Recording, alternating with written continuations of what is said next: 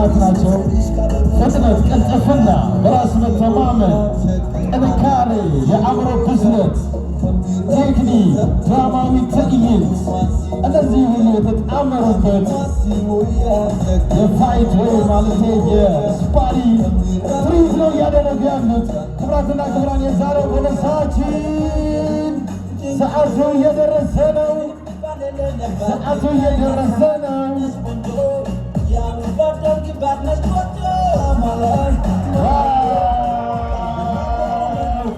በረከትና ማሪ አማን፣ በረከትና አማን፣ በረከትና አማን፣ በረከትና አማን